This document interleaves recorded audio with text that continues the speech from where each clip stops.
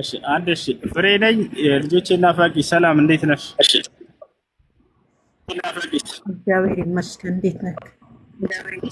ደህና። አንድ ጥያቄ ነበረኝ። እሺ ጥያቄሽ ምንድን ነው? እሺ መግቢያ እንዲሆነኝ አላህ ፍትሃዊ ነው ብለህ ታምናለህ? አዎ። እሺ ሳሂህ ሙስሊም 2767 ዲ ላይ ያለውን ሀሳብ እስኪ በአንተ አብራራለህ። እሺ ጥያቄውን ጠይቂ። ምን ጥያቄ አለሽ በሱ ላይ? እኮ አንተ እሱ ጋር ያለውን ሀሳብ መጀመሪያ ከአንተ እስኪ አብራራ። እሺ እኔ እንትን አላስኩም፣ ሐዲስ ማውጫ አላስኩም። ጠይቂና ሀሳቡን በዚያ ላይ ልመልስልሽ። ሀሳቡን አይሽልኝ። እዛ ጋር ያለው ሀሳብ እንደኔ መረዳት የሚል ቃማ ነው። ቃሉን ከተሳሳትኩ ይቅርታ። በመጨረሻው ዘመን ልበለው በራሴ መረዳት እና የዛኔ ሙስሊሞች የቱንም ያህል እንደ ተራራ የገዘፈ ኃጢአት እንኳን ቢኖርባቸው ይላል ይቅር ይላቸዋል ይላል። ከዛ ግን ማለት ነው በአይሁዶችና በክርስቲያኖች ላይ ይጭንባቸዋል። ለአንድ ሙስሊም ከአይሁዶችና ከክርስቲያኖች ምትክን ያዘጋጅላቸዋል ይላል። ላስረዳሽ እና እዚህ ጋር እንዴት በሱ ኃጢአት እኔ እጠየቃለሁ? እሺ ላስረዳሽ። አሁን አዳምጪ በደንብ እሺ። እሺ በመጀመሪያ በመሰረቱ ልናውቅ የሚገባው ማንም ሰው በማንም ኃጢአት አይጠየቅም። ለዚህ ማስረጃዎች ልስጥሽና ሐዲሱ መልእክቱ ምንድነው ወደሚለው እንመጣለን። አምላክ አላህ ሱብሓነሁ ወተዓላ ማንንም አይበድልም ማለት ያልሰራውን አይጭንበትም። በሰራው ስራ ነው ሰው የሚመነዳው ቅጣትም ሆነ ጸጋን የሚያገኘው። ይህን አላህ ሱብሓነሁ ወተዓላ በጣም በርካታ ቦታ ላይ ይናገራል። ወማ ረቡከ ቢዘላሚን ሊልዓቢድ ይላል። እኔ ጌታህ ባሪያዬን የምበድል አይደለሁም ማለት። ወመላሁ ዩሪዱ ዙልመን ሊልዒባድ ይላል። እኔ አምላካችሁ አላህ ባሪያዬን ለባሮቼ በደልን የምፈልግ አይደለሁም ይላል። ወመላሁ ዩሪዱ ዙልመን ሊልዓለሚን ይላል። እኔ የዓለማትን ሰው የምበድል አይደለሁም ማለት። ከዚያ በኋላ ምን ይላል? ወላ ተዚሩ ዋዚረቱን ወዝራ ኡኽራ ይላል። ማንም ነፍስ የሌላን ነፍስ ኃጢአት አትሸከምም ይላል። ኩሉ ነፍሲን ቢማ ከሰበት ረሂና ይላል። ሁሉም ነፍስ በሰራችው ስራ ትያዛለች አለ። ወላ ተክሲቡ ኩሉ ነፍስን ኢላ ዐለይሃ እያለ በርካታ ቦታ ላይ አላህ እንዲህ እያለ ይናገራል። ወአን ለይሰ ሊልኢንሳን ኢላ ማ ሰዓ ይላል። የሰው ልጅ ከሰራው ስራ ውጭ ሌላ የለበትም እያለ ይናገራል። አሁን ይህን ከተረዳን ታዲያ ሐዲሱ መልእክቱ ምንድነው ወደሚለው እንምጣ። እንግዲህ ምን አለ መሰለሽ፣ ያ መቼ ነው የሚሆነው? የፍርዱ ቀን ነው አይደለ? ሐዲሱ የትንሣኤ ቀን የፍርዱ ቀን ነው። የፍርዱ ቀን ሰዎች የዛኔ ፍርድ ይሰጣቸዋል። እንግዲህ በምድር ላይ አንዱ ሌላውን ጨቁኖ በድሎ ምን ብሎ ይሄዳል። የዛኔ ደግሞ ፍትህ ያገኛሉ። በአምላክ ፊት ፍትህ ይገኛል። በዚያን ጊዜ ነቢያችን ሰለላሁ ዐለይሂ ወሰለም ከሌላኛው ሐዲስ ልጀምርልሽ በደንብ እንድትረጅም ፍትህን እንዴት ነው አምላክ አላህ የዛን የሚያደርገው በተበዳደሉ ሰዎች መካከል የሚለው ሲያብራሩ ለሰሃቦች ከዕለታት አንድ ቀን እንዲህ ሲሉ ጠይቋቸው፣ አተድሩነ መኒል ሙፍሊስ አሏቸው። ከሰው ሁሉ በላይ ደሃ ብሎ ማለት ማን እንደሆነ ታውቃላችሁ አሉ። የነቢዩ ሰለላሁ ዐለይሂ ወሰለም ሰሃቦችም ስለ ምድራዊ ድህነት እየተጠየቁ መሰላቸውና ምን አሉ? አልሙፍሊሱ ፊና ያ ረሱለላህ መን ላ ዲርሃመ ለሁ ወላ መታዕ አሉ። አንተ የአላህ መልእክተኛ ሆይ በመካከላችን ደሃ ብሎ ማለት ገንዘብና መጠቃቀሚያ ጸጋዎች የሌሉት ሰው ነው ብለው መለሱ። ላ አሉ ነብዩ ሰለላሁ ዐለይሂ ወሰለም፣ አይ እኔ ስለ ምድራዊ ድህነት አይደለም የምላችሁ አሉ፣ ስለ ትንሣኤው ቀን ድህነት ነው አሉ። በሊል ሙፍሊሱ አሉ ነብዩ ሰለላሁ ዐለይሂ ወሰለም ምን ኡመቲ ረጁሉን የእቲ የውም አልቂያማ ቢሐሰናትን ከአምሳል ልጅባል يعني بصدقة وحج وزكاة وعمرة لكنه ظلم هذا وقتل هذا وسفك دم هذا وسب هذا وشتم هذا فيأتون إليه فيأخذون من حسناته فإذا نفد ما عنده من حسنات أخذ من سيئاتهم فطرح عليه ثم طرحه في النار. نبي محمد صلى الله عليه وسلم من أهله دهب له مالت يهسونه يتنسى قناه بمدر لا يسأل ሰውየው አማኝ ነው። በጣም በርካታ መልካም ስራዎችን ሰርቶ ይሄዳል አሉ። የትንሣኤም ቀን ተራራ ተራራ የሚያካክሉ ምንዳዎችን ተቀብሎ ተከፍሎት ይመጣል አሉ። በምድር ላይ ሳለ ሰግዷል፣ ጾሟል፣ ምጽዋት አድርጓል፣ ሐጅ አድርጓል፣ ዑምራ አድርጓል። በጣም በርካታ ስራዎችን ሰርቶ ሄዶ የስራውን ምንዳ ይቀበላል አሉ። ነገር ግን ደግሞ በምድር ላይ ብዙ የበደላቸው ሰዎች ይኖራሉ አሉ። እነዚያም የበደላቸው ሰዎች ፍትህን ለማግኘት ወደ እርሱ ይመጣሉ። ገብቶሻል አይደለ? አምላክ እንዴት ነው ፍትህን የሚያደርገው? ለነዚያ በምድር ላይ ለበደላቸው ሰዎች ይህ ሰው ከሰበሰበው ከተቀበለው ከሰራው መልካም ስራው ምንዳ ይከፈላቸዋል። የሰረቀው ሰው ካለ በምድር ላይ የመታው ሰው ካለ፣ የዘለፈው ሰው፣ የገደለው ሰው፣ ደሙን ያፈሰሰበት ሰው፣ ያንቋሸሸው ሰው፣ እነዚያ ሰዎች ተሰብስበው ይመጣሉ አሉ። የዛኔ ምንድነው ክፍያው? እንዴት ነው? ከሰራው መልካም ስራ በበደላቸው በደል ልክ ይወስዳሉ። ከዚያ ነቢ ሰለላሁ ዐለይሂ ወሰለም ምን አሉ? ያም ሰው አሉ የበደላቸው ሰዎች ሳያልቁ ያ መልካም ስራው ያልቅበታል አሉ። ከፍሎ ከፍሎ ከፍሎ ገብቶሻል፣ ያልቃል መልካም ስራው። ነገር ግን እነዚያ የበደላቸው ሰዎች ገና አላለቁ። ከዚያ ምን ይደረጋል አሉ? ሁለተኛ ፍትህ መንገድ ፈኢዛ ነፈደ ማ ዐንደሁ ሚን ሐሰናት አሉ። ከእርሱ ዘንድ ያለው የመልካም ስራው ምንዳው ካለቀበት፣ እነዚያ የበደላቸው ሰው ግን ገና ካለቁ ምን ይደረጋል? ኡኺዘ ምን ሰይአቲሂም በበደላቸው በደል ልክ ከእነርሱ ኃጢአት ይወሰድና በእርሱ ላይ ይጫናል አሉ። አየሽ፣ በበደላቸው በደል ልክ ይጫናል። በምድር ላይ በደላቸዋልና እዛ በዚህ መልኩ ይከፈላል። አየሽ አይደለ? ኡኺዘ ሚን ሰይአቲሂም ከእነርሱ ኃጢአት ይወሰድና በእርሱ ላይ ይጫናል። ثم طرح هو في النار ከዚያም ወደ እሳት ይወረወራል አሉ። አየሽ፣ በዚህ መልኩ ይሆናል። የትንሣኤ ቀንስ የትንሣኤ ቀን ከሃዲያንስ ከሆኑ ለምሳሌ አይሁድና ክርስቲያን በምድር ላይ ያሉ ልበል፣ ሙስሊሙን በድለውት ገፍቶት በድለውት ገድሎት ደሙን አፍስሶ ምናምን ሞተ። የዛኔ የትንሣኤ ቀን ተበዳድለው የሚሞቱ አሉ አይደለ? የዛኔ የሚሆነው እንዴት ነው? ያ አይሁድና ክርስቲያን ከሰራው መልካም ስራ ለዚህ ለበደልከው ሙስሊም ስጥ እንዳይባል የትንሣኤ ቀን ምንም አይነት መልካም ስራ አልተያዘበትም። ምክንያቱም አምላኩን ክዷልና። ስለዚህ ምንድን ነው የሚደረገው? ሁለተኛ መንገድ ይካሄዳል። ያን ሙስሊም በበደለው በደል ልክ ከሙስሊሙ በደል ይወሰድና በተበደለው በደል ልክ በዚህ በአይሁድና በክርስቲያኑ ላይ ይጫናል። ከዚያም ወደ ጀሃነም ይገባል አሉ። አይሽ አይደለ? አሁን ጥያቄው ምንድን ነው? ያለ ኃጢአቱ ተጭኖበታል ወይ? ይሄ ከሆነ ደግሞ ፍትሐዊ አይደለም አምላክ የሚል ነበር አይደለ? ያው ለዚህ ነው በበደለው በደል ልክ በዚያች ያክል እንጂ የሚጫንበት፣ ያለ በደሉ በፍጹም ከአይሁድና ከክርስቲያኑ ላይ አይጫንበት። ይቅርታ ወንድሜ፣ እዚህ ጋር እኮ አሁን ሀሳቡን አረዘምኩም። በአጭሩ እኔ ጥያቄ ማለት ነው እዚህ ጋር እኮ ተያይዞ ይልቅ ሌላም ቦታ አንድ ጥያቄ አለ ውስጥ ያለ። ለምሳሌ ኢሳ በእናንተ ማለት ነው አልተሰቀለም አልተገደለም ምናምን የሚባል ነገር አለ አይደል? እንትኑን የቁርአኑን አንቀጽ ባሊዘውም እዛ ጋር ራሱ ምንድነው ሀሳቡ? በኢሳ ቦታ ሌላ ሰው እንደተሰጠ ነው አይደል? እዛ ጋር ሀሳቡ እና ብዙ ጊዜ ቁርአን ላይ ማለት ነው አንዱ ፍትሃዊ ከሆነ አላህ ለምንድን ነው በአንዱ ጥፋት አንዱ የሚሰጠው? አይደለም፣ አልሰጠም። አላህ ሰጠ፣ ሌላ ሰው ነው። እዛ ጋር እንዴት ነው የሆነው? አስረዳኝ። መሲሁን አላህ ወሰደው፣ አዳ ነው ሊገድሉት አሉ። ፍትህ ነው ያደረገው አላህ። እሱን አሸሸውና እሱን እንትን ብሎ ሌላ ሰው ተሰቅሏል ነው የምትሉት አይደል?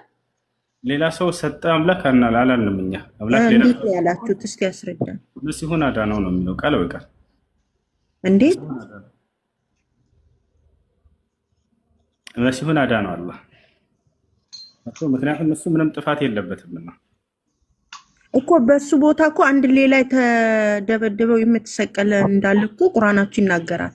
የሚለው ምንድነው? ወማ ቀተሉሁ ወማ ሰለቡሁ ወላኪን ሹቢሀ ለሁም ይላል። አልገደሉትም አልሰቀሉትም፣ ነገር ግን ለእነርሱ ተመሰለ ነው የሚለው። ለእነርሱ ለሰዎቹ መሰላቸውና የሰዎቹ ጥፋት ነው ያናደረ እኮ መሰላቸውና እዛ ጋር ግን ሌላ ሰው የተቀጣለ እኮ ያ ታዲያ አምላክን አይመለከትማ። አሁን ጥያቄው ምንድነው? አንቺ አምላክ ፍትሃዊ አይደለም ሌላን ሰው አሳልፎ ከሰጠለው ትክክል ነበርሽ፣ ነገር ግን እንደዛ አላደረገም አምላክ። እሺ ይሁን፣ እሱን እንለፍ። አንድ ጥያቄ ልድገም ይቻላል? ጊዜ አለ? እሺ ሱራ 5:33 ያለው ሀሳብ እንዴት ነው የሚታየው? ማለት አንቀጹን ከተሳሰ እዛ ጋር እኔ የማውቀው ሀሳብ እንደዚህ ነው። አላህንና መልእክተኛውን ያልተቀበለ ይገደል። ሱራ 5:33 አይደለ?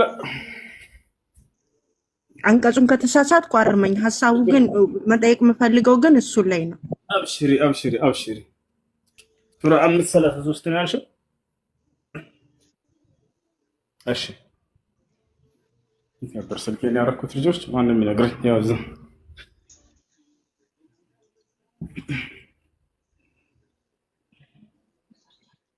እሺ እሺ እሺ እሺ ሱራ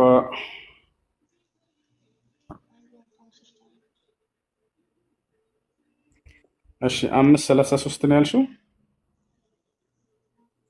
አዎ ሀሳቡን አብረህ ተረዳኝ ማለት ምናልባት ሱራውን ከተሳሳት ኢነማ ጀዛኡ አለዚነ ዩሓሪቡነ አላህ ወረሱለሁ አላህና መልእክተኛውን የሚዋጉ ሰዎች በምድር ላይ ጥፋትን የሚያደርጉ ሰዎች አለ አይሻርና እንጂ ዝም ብሎ በመካዳቸው አይደለም። በምድር ላይ ጥፋትን የሚያደርጉ ማለት ከሰው ጋር በመገዳደል የሚያደርጉ ሰዎች ለምሳሌ አላህ በሱረቱል በቀራ ላይ እንደተናገረው ወቃቲሉ ፊ ሰቢልላህ አለዚነ ዩቃቲሉነኩም እነዚያ በአላህ መንገድ ላይ የሚዋጓቸውን የሌላ እምነት ተከታይ ተዋጓቸው ይላል። የሚዋጓቸውን አለ። የሚዋጋን ሰው አንቺ ሊገድልሽ የመጣን አካል ከራስሽ መከላከል ቢያዝሽ አምላክ ይሄ ፍትህ እንጂ በደል አይደለም። የፍትህ አይነትማ አይደለም።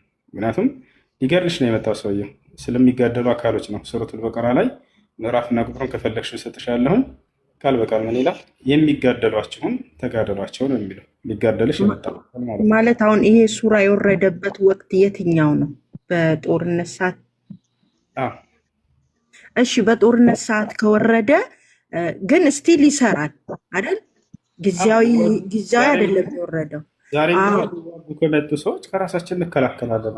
እሺ ይሄን ሀሳብ አሁን ወዳለን ሰዎች እናምጣውና አሁን ለምሳሌ እኔ ነብዩ በህይወት ሄዱ ማለት ሞተዋል እና ነብዩ ሞቷል። አላህንም የትም ላገኘው አልችልም። ልሞግትና ልቃረን የምችለው ማለት አሁን እዚህ ጋር ምንድነው የሚለው ሀሳቡ የሚቃወሙ አይደለ? መቃወም የምችለው በሀሳብና በትምህርት ነው። የሚቃወሙ አይደለም እንደሱ አይደለም የሚዋጉ ነው የሚለው። የሚዋጉ ይሐሪቡነ ማለት የሚዋጉ ማለት ነው እኮ። እንዴት እዋጋለሁ? አሁን እኮ አሁንም ይሰራል ካልከኝ ሀሳቡ የወረደው ሱራ አሁንም ይሰራ ከሆነ ማለት ነው። አሁን እኔ ነብዩን አላገኛቸውም አልኩክ እኮ። አላህንም በምንም ላገኘው ልዋጋው አልችልም። በአካል እንደዚህ በአካል የምትገልጸው አይደለም። ግን የሀሳብ ውጊያ የሚባል ነገር አለ። አላህን መውጋት ማለት አይደለም ወገናችን። አይዋ በሀሳብ ነው የምትዋጋው፣ በትምህርት አይደለም የሚያወራው ወገናችን። ጥፋት እያለ ነው ወደ አብራራው እዚያ ላይ ወየስዐውነ ማለት ፊል አርድ ፈሳዳ በምድር ላይ ጥፋትን ለማድረግ የሚሄዱ እያለ ነው። የተረጎምኩልሽ ነበር ቁርአኑን በቁርአን ሌላ ቦታ ላይ ምን ይላል? ምንድነው ለጥፋት የሚሄዱ ሲባል የሚዋጉ ብሎ እዛው እንደተናገረ ሁሉ በሌላም ቦታ ላይ የሚዋጉ እያለ ይላል። እዚህ ጋር እኮ አንድ ታሪክ እንደውም የተያያዘ አለ ማለት ቦታውን ቁጥሩን በትክክል አልያዝኩትም፣ ግን ለምሳሌ ነብዩን ተቃውሞ ማን እሱን መግደል ይችላል በሚል እንትን ነብዩ ያስገደለው ሰው አለ አይደለ? ነብዩን ተቃውሞ ማለት ነው። ስህተት ነው። ስህተት አይደለም፣ የተጻፈ እኮ ነው ወገናችን። መጻፉ አይደለም እኛ ጋር ሰሒህ እና ضعيف የሚባል ነገር አለ። ውሸት እየሰበሰቡ ይነግሯቸዋል። እንደዛ እኮ ነው ወንድማችን። እንደሱ አይደለም። ስለማውቀው ነው ይሄ አይደለም። አሁን እዚህ ጋር መጋደል የሚለው እያሳየሽ ነበር። አንተ አልፈልግም ማለት እንጂ ቃል በቃል ነው ፈልጋለሁ አሳየኛል። ስላሳየሽ በቃ እንግዳውንስ የሚጋደሏችሁን ነው ተጋደሉ የሚል ያለው በቁርአን ላይ የራሱ ቁርአንን ይፈተዋል። አላህ ራሱ በቁርአን ላይ ሲናገር እነዛን የሚጋደሏችሁን ተዋጉ፣ ከዛ ውጭ ግን ወሰን እንዳታልፉ ይላል። ያ ማለት ሰላማዊ የሆኑ ሰዎችን እንዳትነኩ እያለ ይናገራል አላህ ሱብሓነሁ ወተዓላ። ወቃቲሉ ፊ ሰቢሊላህ አስተምህሮቱ ላይ እኮ ነው። አሁን እኮ ሀሳብ የምታነሳው ወይም የምትናገረው አስተምህሮት ላይ ነው አይደለ? ሌላ ምን ያድርግ? ማንም ሰው መቃወም ይችላል እያልኩሽ እኮ ነው። የግዴታ ተቀበሉ አይባልም። መጥቶ ሰውየው መቃወም ይችላል እንደፈለገ። ወተሻለ አይደለ? ይሄማ እመን ከተባለማ የግዴታ ሙስሊም ሁን እያልኩ እያስገደድኩ ነው። እሺ እንደዚህ የሚል ሀሳብ የለም። ለምሳሌ ሁሉም ለነብዩና ለአላህ እስኪገዙ ድረስ እስኪገዙ አይደለም የሚለው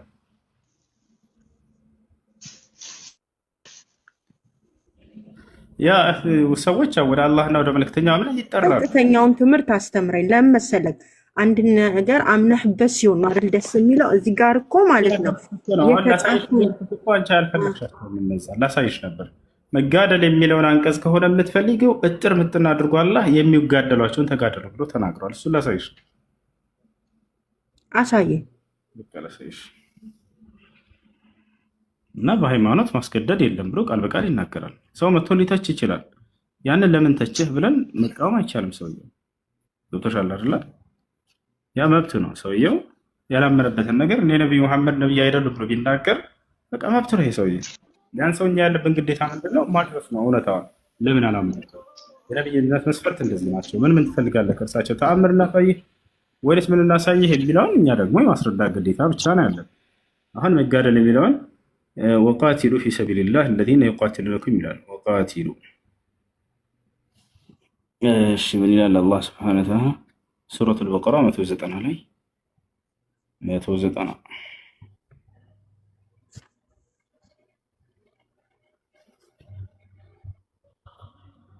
ያው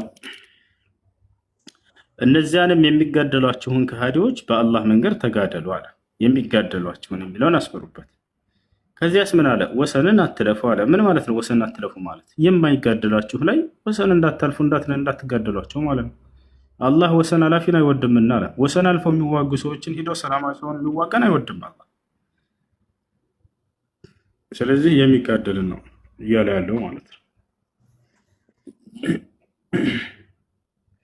እሺ አሁን ያሳየኝ ሀሳብ ቅድም የሰጠሁት ምዕራፍ ላይ ነው አይደለም አይደል? ሌላ ነው ይሄ ከቁርአን ላይ ነው። ሙሉ የቁርአን መልእክት አንድ ነው ወገናችን፣ ሚላሂ አይደለም። እሺ ሌላ ሀሳብ ማንሳት እችላለሁ ነው? ለሰው ልልቀቅ ይቻላል። አብሽር ጠይቅ።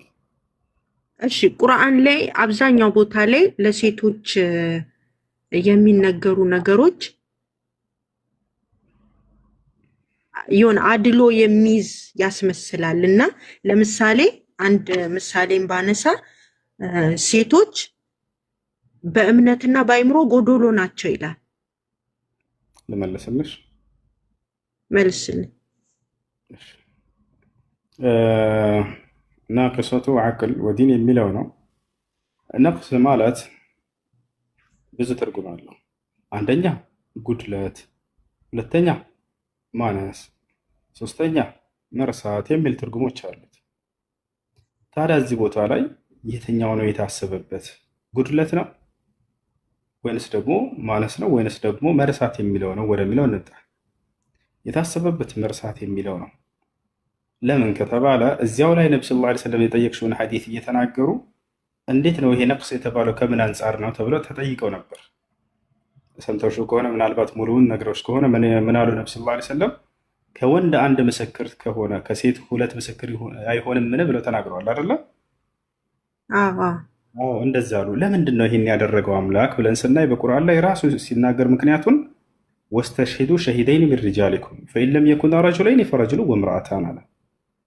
ወተሻል አንተ ضل ኢህዳሁማ ፈቱዘኪረ ኢህዳሁማ አልኡኽራ ብሎ ይናገራል። ታች ከምስክሮቻችሁ ሁለት ወንዶችን አስመስክሩ አለ። አንድ ወንድ ብቻ ከሆነ የተገኘው ከሴቶች ሁለት አድርጎ ደግሞ አለ። አይሻረል ለምን? ምክንያቱ ምንድን ነው? ጎደሎ ስለሆኑ ነው ያለው? አይደለም። አንደኛው አሁን እዚህ ጋር ስትመልስልኝ ወንድሜ አንተ ቁርአኑን እያረምከው ሳይሆን ቁርአኑ ነው አንተ ሊያርም የሚገባው አይደል? ቀጥታ ያለውን ቃል ነው። ጎዶሎ ናቸው የሚለው ቃል በቀጥታ ነው አይደል የተጻፈው? አልተጻፈም። እንደሱ አይደለም የሚለው እያስረዳዎች ነው ወገናችን። ብትረጋጊ ጥሩ ነው። ችግር የለም እኔ እረጋጋለሁ። ግን ስታስረዳኝ ይሁን አንተ እያስተካከልከው አይሁን። እኔ እያስተካከልኩት ሳይሆን አንቺ ጭንቅላት የነገሩሽ ነችን ብቻ እንድናገር ነው። እኔ በነገሩኝ አይደለም አዲስ ታይም እያነበብኩ ስላለው ነው። ወለ ላስረዳሽ። እሺ ነቅስ የሚለው ቃል ብዙ ትርጉም አለው እያልኩኝ ነው። በቁርአን ላይ ላሳይሽ። ይሄን ምክንያቱን ነብዩ ሰለላሁ ዐለይሂ ወሰለም ተናገሩ መጨረሻ ላይ አይደለ? ዋናው ያ ነው። እዛ ቦታ ላይ ምክንያቱ ምንድነው ሲባል ጊዜ ነብዩ ሰለላሁ ዐለይሂ ወሰለም ከምስክር አንጻር እንደሆነ ተናገሩ። ነቅስ የሚለውን ቃል ማለት ነው። ከምስክር አንጻር ከወንዶቻችሁ አንድ ከሆነ ከሴቶች ሁለት አይሆንም ምን ብለው ተናገሩ። አየሽ አይደለ? ይሄን ደግሞ አንቺን ሰምተሻል አይደለ? ይህ ለምንድን ነው እንዲህ ያደረገበት ምክንያት አምላክ ብለን ስናይ ጊዜ በቁርአን ላይ ራሱ ይህን ምክንያቱን ሲናገር ከወንዶቻችሁ አንድ አስመስክሩ ከሴቶች ሁለት ብሎ ከተናገረ በኋላ አንደኛዋ ብትረሳ ሌላኛዋ እንድታስታውሳት ዘንድ አለ። ስለዚህ ነቅስ የሚለው መርሳት ማለት ነው። ሁለት የሆኑበት ምክንያት ጎደሎ ስለሆነ ሳይሆን አንደኛዋ ብትረሳ ሌላኛዋ እንድታስታውሳት ብሎ ተናገረ። ይህ ነው መርሳት ነው የሚለው ነው ትርጉሙ። መርሳት ደግሞ የምን ባህሪ ነው? የሰው ልጅ ባህሪ ነው። አላህ በቁርአን ላይ ምን ይላል? ወለቀድ አሂድና ኢላ አደም ሚን ቀብል ፈነሲየ ይላል። ከዚህ በፊትም ወደ አዳም ኪዳንን አወረድኩለት እርሱም ረሳም ይላል። መርሳት የሰው ልጅ ባህሪ ነው። አየሽ፣ የሚያስወቅስ ነገር አይደለም። ልክ እንዲሁ ደግሞ ማን ነው የማይረሳው ከተባለ አምላክ ነው የማይረሳው። ላ የضሉ ረቡከ ወላ የንሳ፣ እኔ ጌታ አላህ አልሳሳትም አልረሳምም ማለት። ለመሆኑ በመርሳት ምክንያት እንደሆነ ሁለት ምስክር ሴት ሆነ የተባለው ማስረጃ ምንድን ነው? ኑ ላሳያቸው። ራሱ አምላክ አላህ ጎደሎ ስለሆነች ሳይሆን አንዷ ብትረሳ ሌላኛዋ እንድታስታውሳት ብሎ የተናገረበትን በማስረጃ ላሳያቸው። አየተ ዴን ላይ እናገኘዋለን። ወደሱ እንሂድ። አብሽር። ያው እነዚህ ጋር ምን ይላል? ወደ አማርኛ ልቀይርላችሁ። እናንተ ያመናችሁ ሆይ እስከተወሰነ ጊዜ ድረስ በዕዳ በተዋላችሁ ጊዜ ጻፉት። ጸሐፊም በመካከላችሁ ትክክል ይጻፍ። ጸሐፊም አላህ እንዳሳውቀው መጽሐፍን እምቢ አይበል ይጻፍም ይላል። ያም በእርሱ ላይ ዕዳው ያለበት ሰው በቃሉ ያስጥፍ እያለ አላህንም ጌታውን ይፍራ እያለ ይናገራል። እና እዚህ ቦታ ላይ ስለ ምስክር ይናገራል። ያው ምን ይላል አምላክ? ከወንዶቻችሁም ሁለት ምስክሮችን አስመስክሩ። ይታይሻል እዚህ ጋር ከወንዶቻችሁም ሁለት ምስክሮችን አስመስክሩ።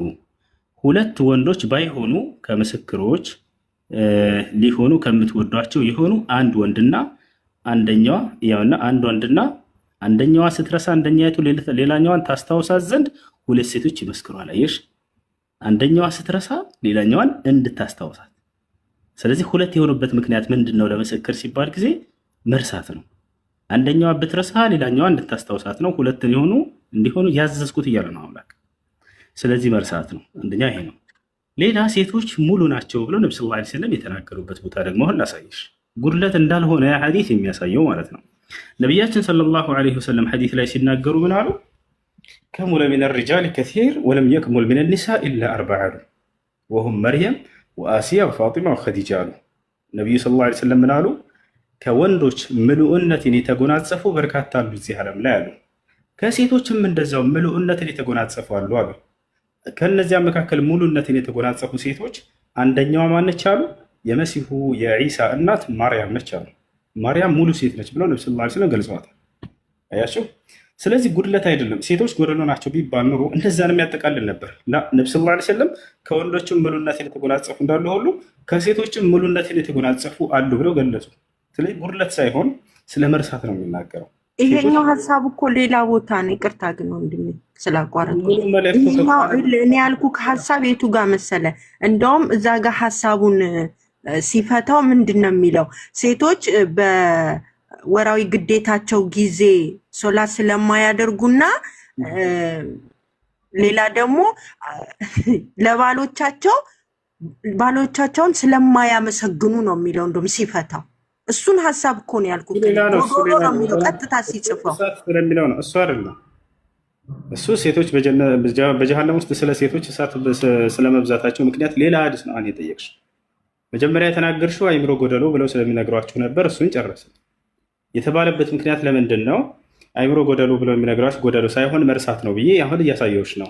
እሱን ሁለት ምስክር ከሴቶች እንዲሆን ከወንዶች እኮ መርሳት ብለህ ያስተካከልከው አንተ ነህ እንጂ እንትን አይደለሁም። ቁርአን ላይ እያሳየሁሽ እንደምንናሽ ነው ወገናችን። ተፍሲሩ እንደዛ ይላል። ተፍሲር አይደለም ቃል ጎዶሎ የሚለው መርሳት ብሎታል።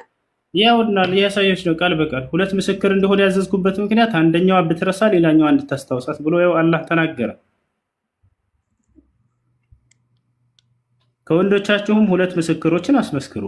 ሁለቱም ወንዶች ሌላ ሀሳብ ላንሳለን። ለምሳሌ እሺ ጋር አሁን ነብይ ከውሻ ጋር ሴት ልጅ ከውሻ ጋር ሲያመሳክሩ እንደውም እዛ ጋር አይሻ እንዴት እንደዚህ ይሆናል ብላ ያለችው እንደውም ዛሬ ነው ያነበብኩት። እሱ በጣም ጥሩ። እሺ ከሴት ግን እንደዚህ ያለ እውነት ቁርአኑ ከውሾች ጋር አያመሳስልም። ሐዲሱ ላይ ጠይቃለች። ገና አንዴ ተረጋጊ ልጨርስልሽ። እሺ አዋላ የምትጠይቂያችን ጥያቄዎች ሁሉ አውቃቸዋለሁ። እሺ ምንድነው ሐዲስ የሚያወራው? ምንድነው ሶላትን ስለሚሰብሩ ነገራቶች ዝርዝር እየዘረዘሩ ነው። ገብቶሻል አይደለ? ሶላትን የሚሰብሩ ነገራቶችን እየዘረዘሩ ነው። ገብቶሻል? አህያሉ፣ ከዛ በኋላ ውሻሉ፣ ከዚያ በኋላ እንደገና ደግሞ ሴት አሉ። ይህ ምንድነው? ለምሳሌ የሆነ አስፋልት ላይ ሰውየው በዚህ ቦታ ላይ እንስሳትም ሆነ ሰውን ማለፍ ክልክል ነው አለ። እኔን ከእንስሳት ጋር እየመደበኝ ነው እንዲህ ብለን ጓንናለን አንል። ዝርዝር ነው። የሆነ አካል መጣና እነዚህ ነገራቶች እነዚህ የሚያበላሹ ነገራቶች ናቸው ብሎ ገለጸ።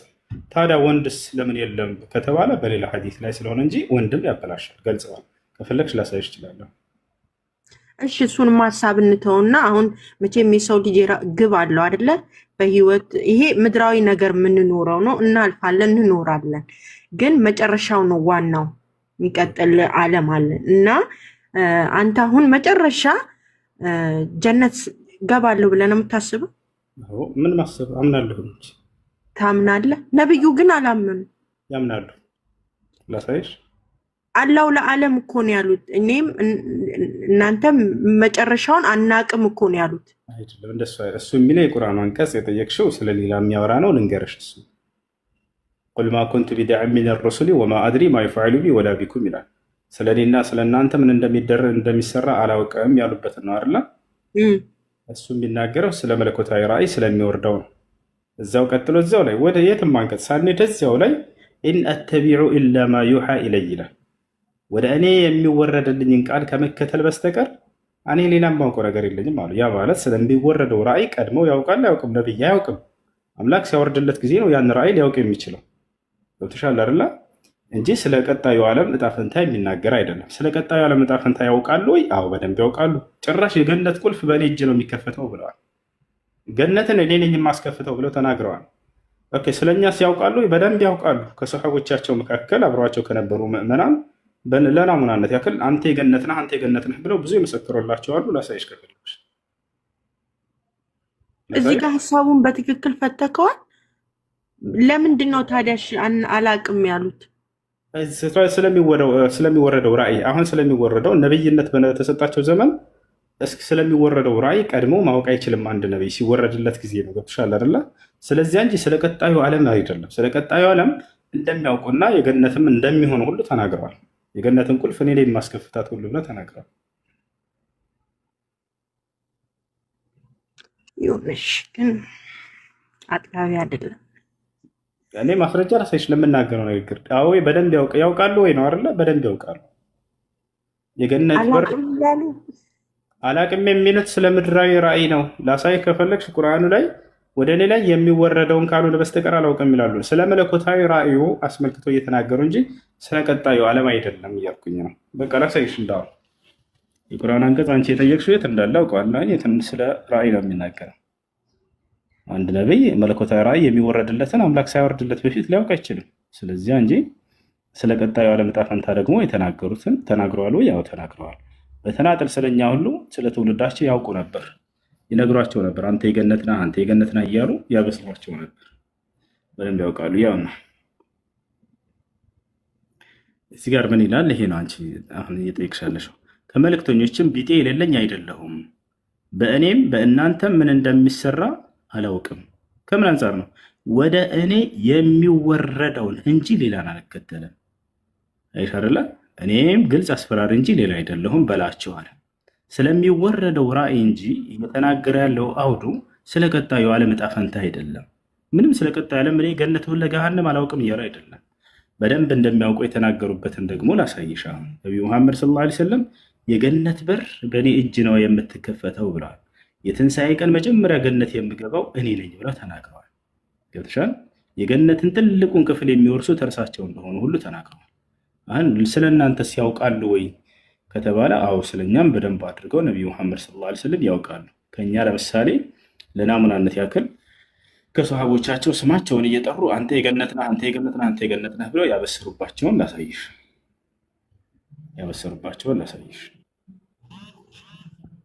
ስለኛ ያውቃሉ። ማን በገነት እንደሚኖር በደንብ አድርገው ያውቃሉ። እሱም ለናሙናነት ያክል ላሳየችው ማስረጃ ተኽሪጅ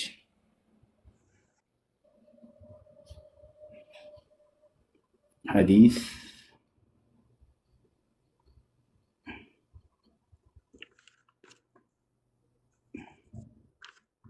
አቡበክር ፊል ጀና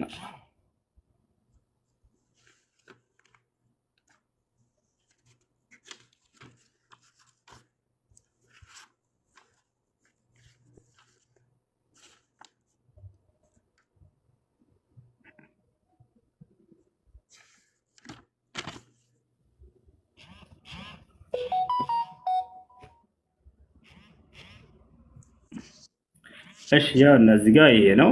ወደ አማርኛ ልቀይርልሽ።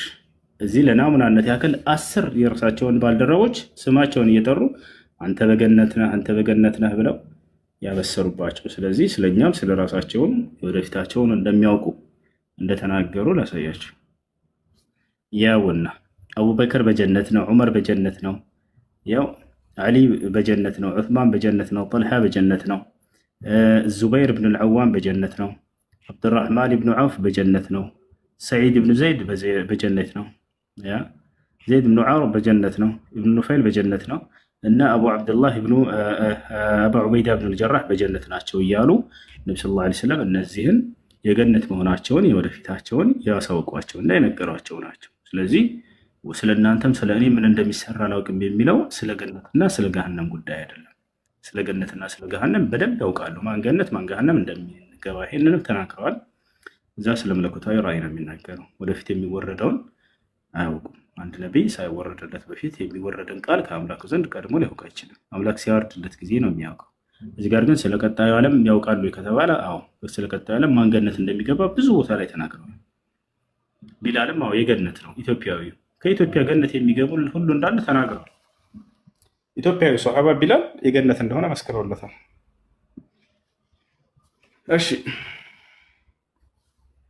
እሺ ግን ያው ሀሳቡ መልካም፣ ሌላ ጊዜ ለሰው ተራ ልልቀቅ። አመሰግናለሁ። እሺ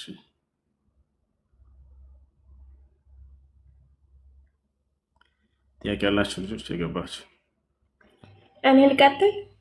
እንዳትቀጥይ ጀምሪ። መቼ ጀምሪ? እሺ ሰላም አለይኩም። ወዐለይኩም ሰላም ወረሕመቱላሂ ወበረካቱ። እሺ ሰላም እንዴት ነው ሱዬ? ሰላም ነው። ደህና ነህ? አለን ይመስገን። እንዴት ነህ? አለን አልሐምዱሊላህ። ዱባይ እንዴት ነች? ዱባይ አሪፍ ነች። አስቀላል እኮ። እሺ ጥያቄ አለኝ እሱ። እሺ ጥያቄ ምን? ሙስሊም የነቢያት ሃይማኖት ነው እያልክ ነበረ። እዚህ ጋር ታይዞ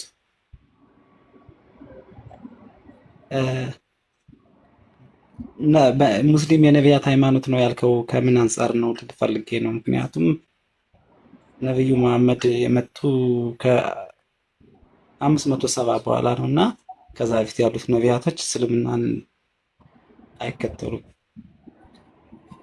እርሳቸው ነቢዩ ሰለላሁ ዐለይሂ ወሰለም የእስልምና ሃይማኖት ጀማሪ ሳይሆኑ የነቢያት መደምደሚያና መጨረሻ ናቸው። ግን እርሳቸው ጀማሪ ነኝ ይላሉ። በሱራ 39:12 ላይ ጀማሪ ነኝ እስልምና ሃይማኖት ጀማሪ ነኝ አላሉም። እንደሱ አይደለም የሚለው ወኡሚርቱ አን አኩነ ሚነል ሙስሊሚን ይላል። ቁል ኢኒ ኡሚርቱ አን አዕቡደላህ ሙኽሊሰን ለሁ ዲን ቁል በል እያላቸው ነው አላህ። ኢኒ ኡሚርቱ አን አዕቡደላህ እኔ አላህን እንድገዛ ታዘዝኩ ብላቸው ሙኽሊሰን ጥርት አድርጌ ለሁ ዲን ለእርሱ አምልኮን ጥርት አድርጌ እንድገዛ ታዘዝኩ። ወኡሚርቱ ታዘዝኩኝ አሁንም አን አኩነ እንደሆን ዘንድ አወለል ሙስሊሚን ለዚህ የመጀመሪያው ታዛዥ እንደሆንም ታዘዝኩኝ ይላሉ። አይ እንደሱ ይላል ግን ከላይ መጀመሪያ ላይ የሙስሊሞች መጀመሪያ እንደሆን ታዘዝኩ ይልና ሃይማኖትን ማለት እንትን ላጠራ መጣው ምናምን ይላል። አሁን እዚህ ጋር ከምንድነው ከትውልዳቸው አንጻር ሁሉም ነብይ ከትውልዱ አንጻር የመጀመሪያ ነው። ሙሴን ምን ይለዋል በሱረቱል አዕራፍ ላይ ሙሴ ራሱ ሲናገር ወአነ አወሉል ሙእሚኒን ይላል። እኔ የምእመናን መጀመሪያ ነኝ ይላል። አየህ የምእመናን መጀመሪያ ነኝ ሲል ምን ማለት ነው? ከትውልዱ አንጻር የመጀመሪያ ነው ማለት ነው እንጂ ከሱ በፊት ያሉት እና አብርሃም ከሃዲ ናቸው ማለት አይደለም። የምእመናን መጀመሪያ ነኝ ሲል እሱ የመጀመሪያ አማኝ ነው እያለ አይደለም። ከትውልዱ አንጻር ማንኛውም ነብይ የመጀመሪያ ሙስሊም ይባላል። አምላክ መጀመሪያ የሚያዘው ማንን ነው የሚጠራው? ነብይ ነው የሚጠራው አይደለም፣ የሚያናግረው የሚገልጥለት። ከዚያ ነብይ ደግሞ ትውልዱን ወደዚያ መንገድ ተጣራ ይባላል። ስለዚህ ከትውልዱ አንጻር የመጀመሪያ ታዛዥ ማለት ነው። የአምላክን ትእዛዝ መጀመሪያ ተቀብሎ የሚተገብረው እሱ ነው። ከዚያ ትውልዱ ደግሞ ወደዚያ ይጣራል። ከትውልዱ አንጻር አልኩት።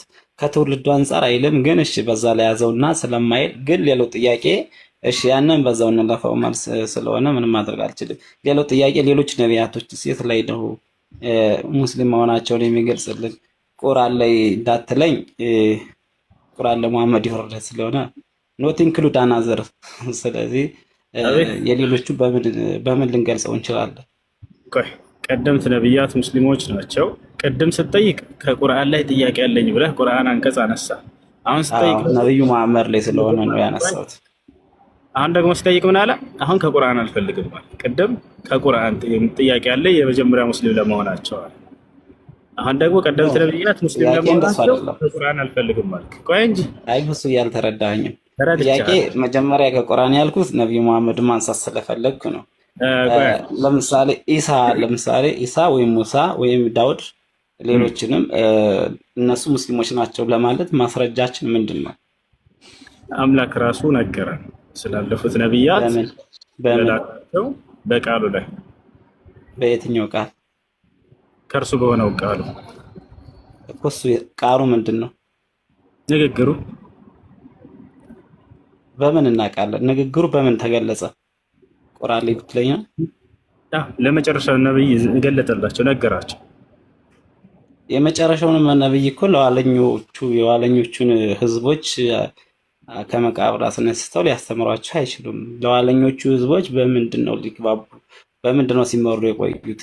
ያውኑ የቁርአን ሙሐመድ እና ከሙሐመድ በኋላ ለሚሆነው ነገር ለሙሐመድ ትውልድ ገለጸለት። አምላክ በሆነ ጊዜ ላይ ነብይን አስነስቶ ስላለፈው ህዝብ ሁሉ ይገልጥለታል አይደለ? ነው በዚህ ሀሳብ ነው ስላለፈው በዚህ አምናለሁ።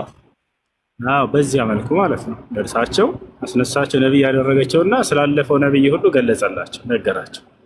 አዎ ከዚህ ላይ ምን ላነሳ መሰለህ? ለምሳሌ ነብዩ ዳውድ መጽሐፍ አላቸው። ለነ ሙሳም ለነሳም ስለ መጽሐፉ ሳይሆን አምላክ ይገልጣል ላይገልጥም ላለፉት ያለፉት አይገልጥም ካልክ አይደለም። ጥያቄ እዚህ ጋር ይገልጣል ብዬ ያለው ግን ለምሳሌ ለነብዩ ሙሳ ከገለጠ እንግዳውንስ በዚህ ካመንክ ገለጠላቸው፣ ነብይ እንደነበሩ ነገራቸው እኮ። ሙስሊም እንደነበሩ ግን አልነገራቸውም፣ አይናገርም። ነግሯቸዋል። ማስረጃ ልስጥህ? አዎ ስጥ። መልካም ማ ካነ ኢብራሂሙ የሁድየን ወላ ነስራንየን ወላኪን ካነ ሐኒፈን ሙስሊማ ይላል። አብርሃም ሙስሊም ነበር ይላል ቃል በቃል። አብርሃም ሙስሊም ነበር ቁርአን ነው እያለ ያለ። አብርሃም ሙስሊም ለመሆኑ እና ለአብርሃም ወረደ። እሺ ወይ ቅድም ምን ተስማማን? ገልጦላቸዋል። ሙስሊም እንደነበሩ ገልጦላቸዋል ወይ አልክ? ማስረጃ ሰጥተኛል። ቁርአን ላይ ሰጥተኛል። እዚህ ጋር ተንሻፎ እንደ የፈለኩት ጥያቄ ምን መሰለ? ምን አለ መሰለ? አምላክ በሆነ ጊዜ ላይ ነብይን ካስነሳ ስላለፈው ይገልጽለታል አይገልጽለትም? ነብይ ለሚሆነው ነገር ለመናገር ነው አይደለ? ምን አልከኝ? ወደፊት ህዝቦች የሚስተዳደሩበትን ነገር ለመናገር ነው አይደለ? ነብይ የሚናሱት ስላለፈው ህዝብ ይገልጽለታል አይገልጽለትም? ጥያቄው አምላክ በሆነ ጊዜ ላይ አንድ ነብይ ያስነሳ አይደለ? ነብይ አድርጎ ላከው። ስላለፈው ይገልጽለታል አይገልጽለትም? የባለፈውን ቢገልጽለትም የባለፈው ህዝቦች ግን ያንን ሆነው ለማለፋቸው ማስረጃ ምንድነው? አሁን ለነብዩ አምላክ አያውቅም ካልክ ችግር የለውም። አምላክ ከእርሱ ዘንድ ሙሉ ማስረጃ አለ። አምላክ ዘንድ ታሪክ ስላለፈው ያውቃል አይደለ? ወይንስ መግለጥ አይችልም ስላለፈው? እሺ እዚህ ጋር እሺ ልጠይቅ፣ ቀጥታ ልጠይቅ። ተውራት መልስና ትጠይቃለህ። ችግር የለውም። አምላክ ለአንድ ነብይ ባስነሳው ጊዜ ስላለፈው የመግለጥ ኃይል አለ የለውም? አለው። በጣም ስለዚህ ገለጠላቸው። ስለ አብርሃም፣ ስለ ይስሐቅ፣ ስለ ያዕቆብ አሁን ተውራትንም ገልጦላቸዋል። ሌሎችን መጽሐፍቶች እንዳለ ተናግረዋል። በዚህ ተስማምተሃል ወይንስ አልተስማማህም? ተስማምቻለሁ። ተስማማህ? እንግዳውንስ ሙስሊም እንደሆኑ ገልጦላቸዋል። ማስረጃ ልስጥህ? እሺ አሁን የምትሰጠኝ ማስረጃ ተውራት፣ ኢንጂል እና መጽሐፈ ዳዊት የት አለ? የት እንዳለ ለነሱ የተሰጠው መጽሐፍ የት ነው ያለው? ጥያቄ እንሄዳለን፣ ችግር የለውም። አምላክ ስላለፈው የመግለጥ ኃይል አለው በሚል ተስማምተናል። ጥሩ። እንግዳውንስ ሙስሊም እንደነበሩ እነዚያ ቀደምት ነብያት ሁሉ ገልጦላቸዋል። ስለሱ ተስማምተናል። ማስረጃ ልስጥህ? ተስማምተናል እኮ። ስለዚህ ማስረጃውን ተቀበለዋል ነው ገና ስምምነት አደረግን እንጂ እኮ ማስረጃ ገና አልጀመርኩም እኮ። ማስረጃውን እኮ የምትሰጠኝ እኔ ባልቀበልክ ነው። እሱን አምናለሁ እኮ። ቆይ ስለዚህ ስላለፈው ትውልድ ሁሉ ሙስሊም መሆናቸውን ገልጦላቸዋል እርሳቸው። በዚህ ተስማማለህ? አዎ እስማማለሁ። እንግዲህ አሁንስ ሙስሊም ናቸው ብለው ገልጠው። አዎ ጥሩ ተስማማው። በዚህ ግን እዚህ ጋር ታይቶ የጠየቅ ጥያቄ መጽሐፈ ዳዊት መጽሐፈ ተውራትን እንድታሳየኝ በመረጃ ማለት ነው። የምን መረጃ? ለምን ምን ላይ መሆናቸው ሙስሊም እንደሆኑና መጽሐፍት እንደተሰጣቸው እንደሆነ ለመጨረሻ ነብይ ይገለጣል እኮ ሙሉ መሆን አለበት እኮ ሙስሊም እንደነበሩና መጽሐፍት እንደተሰጣቸው እኮ ይናገራል ቁርአን። አምላክ ዘንድ ያለው እውቀት ሙሉ ነው በሚል ተስማማን እኮ። ቅድም ነው ቃልህን እያፈረስከ ነው ብዙዬ። በዚህ ተስማምተናል። እዩ አሁን አንተ ግማሹን ብቻ አይደለም በመጨረሻ ዘመን ላይ በላቀው ነብይ ላይ ስላለፈው ነብይ ሁሉ እንዳለ ምንነት ገለጸላቸው። መግለጽ ይችላል። ለነቢያት የፈለገውን ነገር መግለጽ ይችላል። ግን ስለዚህ በዛ ላይ በገለጻላቸው እዚህ ላይ ቁርአን የተናገረው ነቢያት እንደነበሩና መጽሐፍ እንደወረደላቸው አብሮ እንደተሰጣቸው ነው የተናገረው። እኔም ጠይቅህ አሁን የተሰጣቸው መጽሐፍት ለነዚያ ነቢያቶች የት ነው? አሁን ስለ መጽሐፉ ቀጣይ ጥያቄ ነው። ሙስሊም ስለመሆናቸው ጨረስክ? አሁን አገኘህ መልሱን? ነቢያቶች አዎ በቁርአን ሰምቻለሁ። ግን እኔ ደግሞ ማረጋግጠው ከራሳቸው መጽሐፍ መሆን ስላለበት ነው። ከራሳቸው መጽሐፍ ካልሆነ አይረጋገጥም ማለት ነው? አላልኩም። በቁርአን ሰምቻለሁ ካላልክ እንግዳውንስ ያውና ገልጦለታል። ለመጨረሻው ዘመን ነብይ ሙስሊም ነበሩ ያለፉ ነብያቶች ብሎ ገለጸለት እኮ። ምን ሊፈጠር ነው ለነሱ የሚገልጽለት? ከኋላ የነበሩት ህዝቦች ሙስሊም ነበሩ። ስለዚህ ይሄ ምን ይጠቅመዋል ለመሐመድ? በደንብ እኮ። ስለዚህ ጥያቄህ ምን ነበር? ነብያቶች የነብያቶች ሃይማኖት እስልምና ነው የሚል አስተምጣህ ነበር። በዚህ ላይ ልጠይቅህ ብለህ ነው የመጣው። መልስ አገኘህ ማለት ነው? አላገኘሁም። መጽሐፋቸውን የወረደላቸውን ሙስሊም ነበሩ፣ መጽሐፍትም ተሰጥቷቸዋል ይላል። ያን መጽሐፍ ታሳየኝ። በጣም ጥሩ። በመጽሐፋቸው ላይ ካልሆነ አትቀበልም ማለት ነው አይደለ? ጥያቄ ተረድተዋል። ግማሹን ገብቶሃል አይደለ? ስለዚህ የግዴታ ለመጨረሻው ዘመን ነብይ ስላለፉት መግለጽ አይችልም አምላክ በሚለው ከተስማማን እንሂድ። የፈለገው መግለጽ ይችላል ብዬ እኮ አምላክ የፈለገውን የባለፈውንም የወደፊቱን መግለጽ ይችላል። ግን መግለጽ ከቻለ ስላለፈው ትውልድ ሁሉ መግለጽ ከቻለ አምላክ ለመጨረሻው ነብይ ይገልጾለታል። አይ መግለጽ አይችልም ከሆነ አቋምህ በቃ በዚህ እንሂድ። እዚህ ጋር አሁን እስልምናን ውሸት የሚያደርገው እኮ ምን መሰለህ? ቁርአን ይሄን ከተናገረ መጽሐፋቸውም አላ ተሰጥቷቸዋል ካለኝ አሳዩኝ። ወዴትም መፈናፈኛ ስላጣ እስልምና ውሸት ብሎ ተሳልወጣ። አያቸው አይደለ? ወዴትም አትሄድም። አይ መግለጽ አይችልም ለመጨረሻው ዘመን ነብይ ስላለፉት መግለጽ አይችልም ካለ እግዚአብሔር ውድቅ ላደርግለት ነው። ምክንያቱም ለሙሴ ስለነ አብርሃም ነግሮታል። ስለዚህ ስለነዚያ መናገር አይችልም ነበር እግዚአብሔር ወደሚለው ሊመጣ ነው። ገብታችኋል አይደለ? አይ መግለጽ ይችላል አለ። ከቻለ ደግሞ እንግዳውንስ ለዚህ ለመጨረሻ ዘመን ነብይ ስላለፉት ነብያት ሙስሊም ናቸው ብሎ ገልጾለታል። ያ አይ መጽሐፋቸውን አለ። ጥሩ መጽሐፋቸው ግዴታ ከሌለ ተቀባይነት የለውም አምላክ ማለት ነው። ሙሉ አይደለም እውቀቱ ካለ በጣም ጥሩ።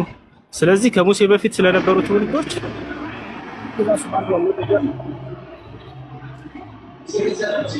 ከሙሴ በፊት ስለነበሩት አንድ የተጻፈ ማስረጃ አምጣት አለብህ ወደሚለው ሊሄድ ነው። ወአለይኩም ሰላም ወራህመቱላሂ ወበረካቱ። እንዴት ነህ? ሰላም ነው? ሰላም ነው አልሐምዱሊላህ። ደህና እንደው አልሐምዱሊላህ። እኔም ብሎኝ እኔ አልሐምዱሊላህ። እሺ አንድ ጥያቄ ነበረኝ። እኔ ምንድነው መሰለህ ነብዩላህ አደም አለይሂ ሰላም የመጀመሪያው ነብይም የመጀመሪያው ሰው ናቸው አይደለ? በእስልምና ኦኬ። ነብይ ደግሞ ያው አሁን ከክርስቲያን ወገኖች ጋር ውይይት ስናደርግ ምን ይላሉ? ነብይ ለህዝብ ነውና መላክ ያለበት በአደም ሰዓት ላይ ህዝብ አልነበረም። እሱም ከገነት የወጣ ከነበረና ሙስሊም ከነበረ ማንን ወደ እስልምና ለመጣራት ነው ነብይ የሆነው ይሉናል። እስኪ ይህን ጥያቄ። በጣም ጥሩ። አደም ነብይ ነው። ነብይ ማለት ትርጉሙ ራሱ አልገባቸውም ማለት ነው። ነብይ ማለት መለኮታዊ ራእይ የሚወርድለት ስለወደፊት የሚናገር ይሄ ከአምላክ ዘንድ በሚመጣለት ምሪት ማለት ነው። ያ ነው። ብቻውን አንድ ነብይ አንድ አካል ሊሆን ይችላል። አምላክ ያዘዋል። በአምላክ ህግና ስርዓት እንዲሄድ ይታዘዛል። እንደው በዛ እንኳን ብንሄድ። ሁለተኛ አደም አለይሂ ሰላም ከእርሱ ጋር አንድም ሰው ቢሆን ሐዋ አለች አይደል? ልጆች ወልደዋል። ልጆች አሏቸው። አደም አለይሂ ሰላም ምን ያክል ጊዜ ኖሯል? 1000 ዓመት ኖሯል አይደል? በዚህ በኖሮ በ1000 ዓመት ውስጥ በጣም በርካታ ልጆች የልጅ ልጆችን ወልዷል። ለነዚህ በምን መልኩ የአምላክ ህግና ስርዓትን መከተል እንዳለባቸው ያስተምራቸዋል። ኦኬ ሙስሊም እኮ ነው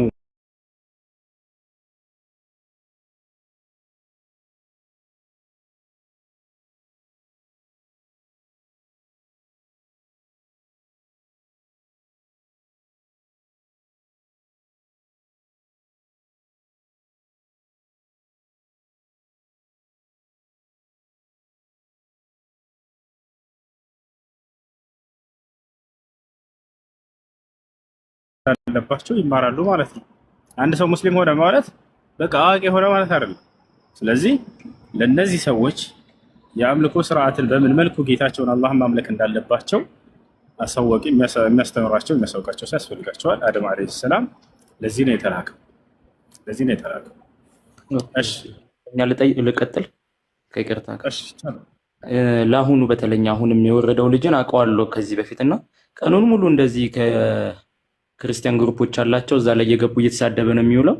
ሌላ ደግሞ ለሱም መልስ ይሆነዋል ብዬ ነው ይሄንን ዕንባቆም 3:3 ላይ እግዚአብሔር ከቴማን ቅዱሱም ከፋራን ተራራ ይመጣል የሚለው የነብዩ መሐመድ ሰለላሁ ዐለይሂ ወሰለምን በባይብል መጠቀስን አይገልጽም? እሷን እንድታብራራልኝ ነበር። ምክንያቱም ፋራን ተራራ ብዬ ቼክ ሳደርግ መካ ላይ ነው የሚገኘው ይላል። ከመካ ደግሞ የመጡ ነብይ እሳቸው ናቸው ብዬ ስለያዝኩት ነው። ለሚፈልግ ሰው ለሚያስተውል ሰው ክርስቲያኖች ከፈለጉት ያ ማስረጃ ይሆናቸዋል። ሹክራን። አይ አንዳንድ ያለ እውቀት እንዳላወራ ብዬ ነው። እሺ